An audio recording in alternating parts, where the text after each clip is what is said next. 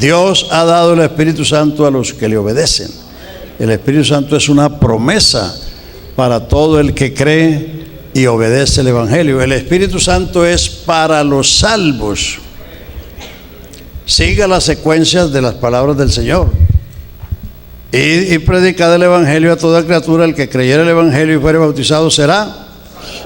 Y estas señales le acontecerán, le sucederán, le seguirán. ¿A quiénes? Exacto. Es para los salvos. Lo que pasa es que, como dije ayer, no es lo mismo decir compro máquinas viejas de moler que compro máquinas de moler viejas. No es lo mismo decir que el Espíritu Santo es para los salvos que decir que el Espíritu Santo no es parte del plan de salvación. Esa es otra cosa. El que dice o enseña que el bautismo del Espíritu Santo no está en el plan de salvación, hay que volverle a enseñar el plan de salvación y la obra del Espíritu, porque no la ha aprendido. El bautismo del Espíritu Santo es para los hijos, no para ser hijos.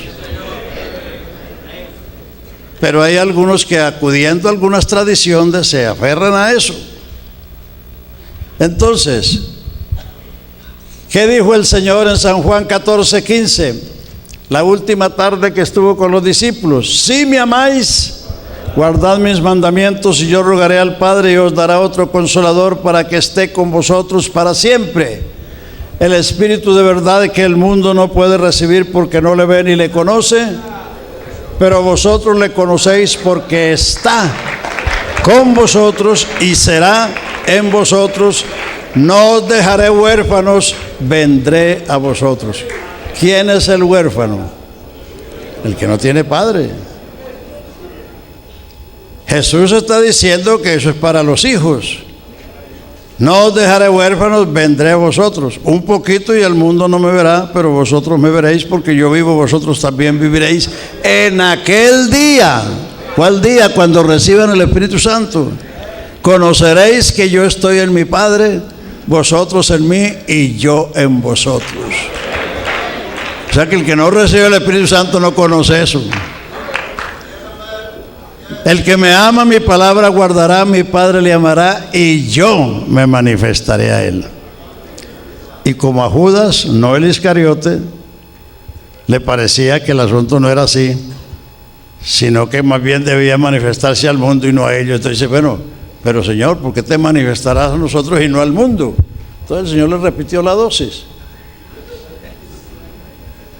El que me ama, mi palabra guardará, mi Padre le amará y vendremos y haremos morada con él. Pablo lo confirma en Gálatas 4:4-6. Venido el cumplimiento del tiempo, Dios envió a su Hijo, nacido de mujer, súbdito a la ley, para que redimiese a los que estaban bajo la ley, a fin, con la finalidad de que recibiésemos la adopción de hijos. Y por cuanto sois hijos, Dios ha enviado el Espíritu de su Hijo a vuestros corazones, el cual clama, Abba, Padre. Así que ya no eres esclavo, sino hijo, y si hijo, también heredero de Dios por medio de Cristo. No es para ser hijo. El bautismo del Espíritu Santo es el testimonio de Dios de que somos sus hijos.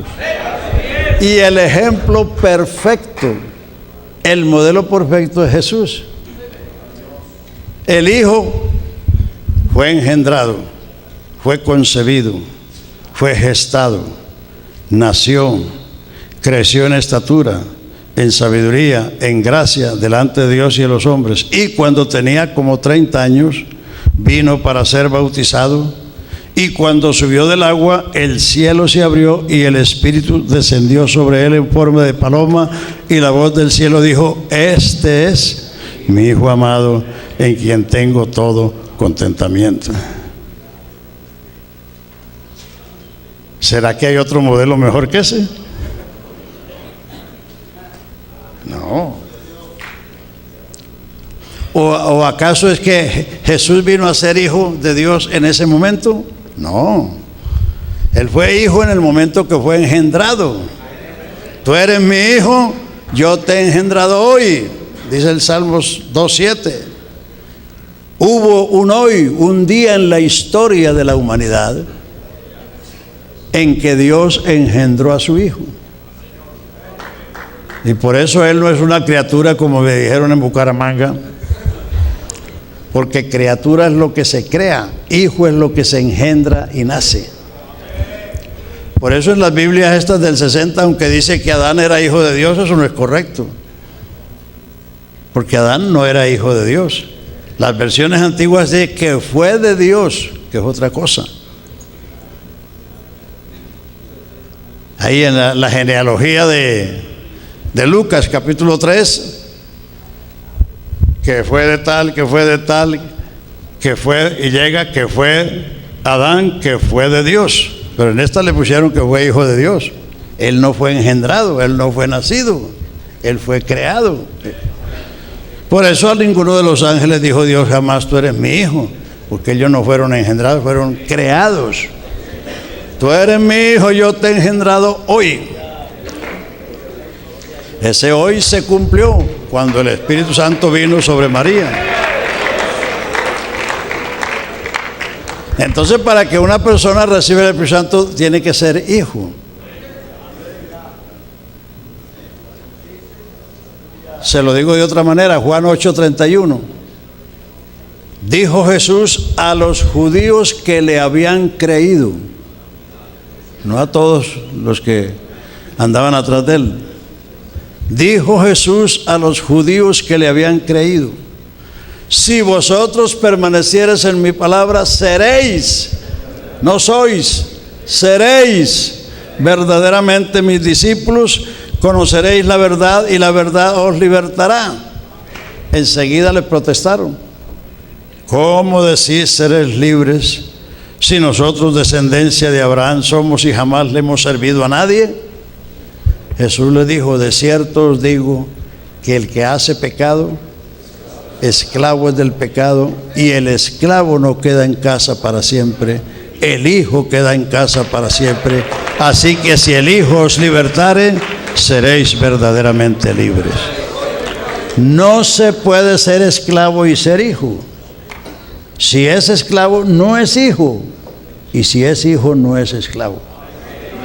El esclavo no queda en casa. El esclavo era una persona que era igual que un caballo, no tenía derechos ni voluntad. El amo podía venderlo, cambiarlo, matarlo o dejarlo ir.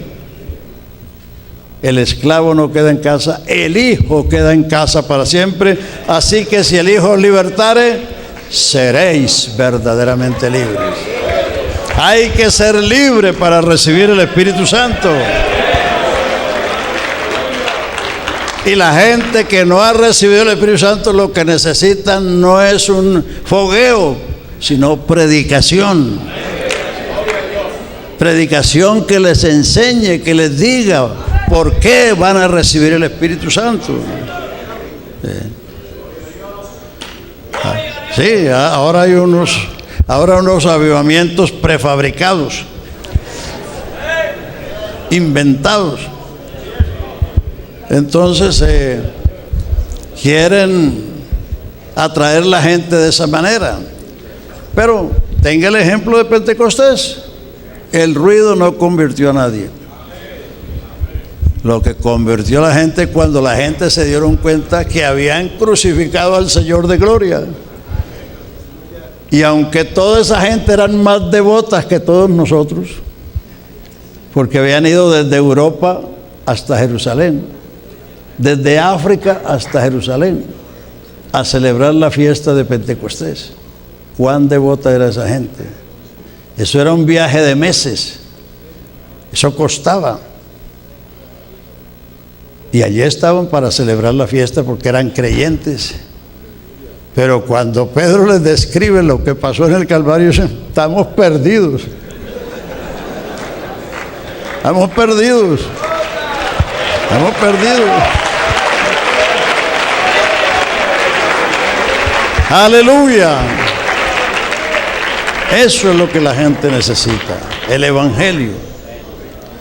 El Evangelio no es un mensaje de juicio, es un mensaje de salvación. Vea, agárrelo. Cuando el Señor dijo por Isaías, Isaías 52:6, por tanto mi pueblo sabrá mi nombre por esta causa, porque yo mismo que hablo he aquí estaré presente. ¿Qué dice el verso siguiente?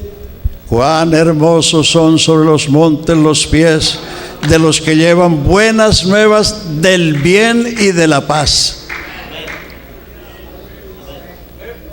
Eso eres tú. Cuán hermosos son sobre los montes los pies de los que llevan buenas nuevas del bien y de la paz. Cuando nació Jesús, ¿qué dijeron los ángeles? ¿Qué dijeron los ángeles a los pastores? No temáis, porque os damos nuevas de gran gozo, que será para todo el pueblo, que os ha nacido hoy en la ciudad de David un Salvador, que es Cristo el Señor.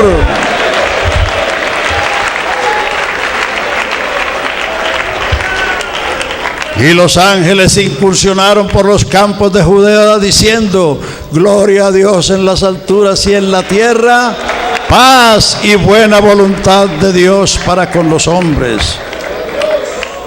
No como dicen los villancicos católicos. Los villancicos católicos dicen: gloria a Dios en las alturas y en la tierra paz a los hombres de buena voluntad. Pero eso no es verdad. El hombre nunca ha tenido esa voluntad. El que tuvo la voluntad de buscarnos y encontrarnos fue Él.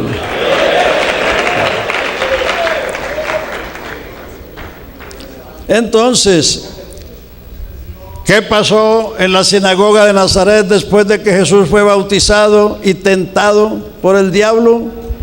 Volvió en el poder del Espíritu a Nazaret, entró en la sinagoga conforme a su costumbre, se levantó a leer y se le dio el libro del profeta Isaías y halló el lugar donde estaba escrito: el Espíritu del Señor está sobre mí, porque me ha ungido, me ha enviado a dar buenas nuevas a los pobres, a libertar a los cautivos, a sanar a los quebrantados de corazón, a abrir los ojos de los ciegos, a proclamar el año de la buena voluntad de Dios.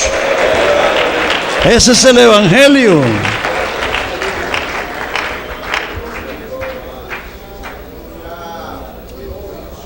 El Señor Jesús no solamente le dijo a Nicodemo que tenía que nacer otra vez, sino que le dijo cómo.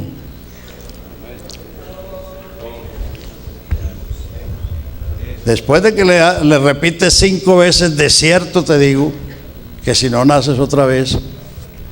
Entonces dice: nadie subió al cielo, sino el que descendió del cielo, el Hijo del Hombre que está en el cielo. Así como Moisés levantó la serpiente en el desierto, que eso sí lo sabía muy bien Nicodemo, porque eso estaba en la historia, en el libro de Números.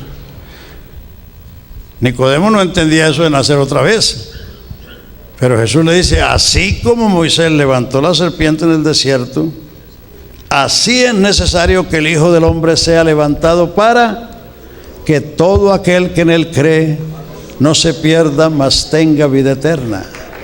Porque de tal manera amó Dios al mundo, que ha dado a su Hijo unigénito, para que todo aquel que en él cree no se pierda, mas tenga vida eterna. Porque no envió Dios a su Hijo para condenar el mundo, sino para que el mundo sea salvo por él. El que en él cree no es condenado, en el que en él no cree ya ha sido condenado. Él no vino a condenar el mundo, porque el mundo tenía 1500 años de haber sido condenado. Cuando la ley vino, la ley nos dejó convictos de pecado a todos y nos condenó a todos. Pero Jesucristo vino 1500 años después, no a condenar a nadie, sino a salvar a los condenados.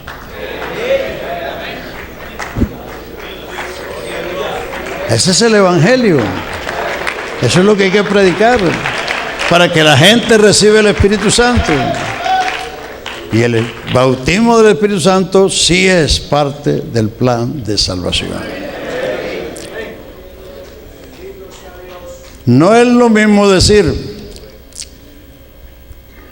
que el bautismo del Espíritu Santo para los salvos que decir que el Espíritu Santo no es parte de la salvación. Eso sería reducir la salvación al hecho tradicional evangélico de que usted en un acto de fe acepta o recibe a Cristo y que ya usted es salvo. Eso es lo general en el mundo evangélico, pero eso no es la verdad. Esa es una parte, ese no es el todo. La salvación es un paquete. La salvación no es una parte, es un todo. Y ese todo está ahí. Ahora, el hecho de que no diga que los 3,000 recibieron el Espíritu Santo, los 5,000, el hecho de que no lo diga, eso está implícito. ¿Por qué? Porque Pedro fue comisionado para abrir la puerta con el sermón inaugural en el día de Pentecostés. Y ellos recibieron el Espíritu Santo y les dijo a los otros: para vosotros es la promesa. En Samaria sucedió lo mismo. Felipe no era el apóstol, sino uno de los 7 diáconos de Jerusalén, pero ya no era diácono, porque diácono es una función local. Y cuando él dejó a Jerusalén y se fue a Samaria, él era el evangelista, y evangelista es uno de los ministerios del magisterio de la iglesia, uno de los 5 ministerios. Por eso él bautizó, porque él ya no era diácono, sino era un evangelista. Pero con todo eso, los apóstoles no dejaron eso así como así, sino que mandaron a Pedro y a Juan, y mediante la oración de ellos y la imposición de las manos vino sobre ellos el Espíritu Santo.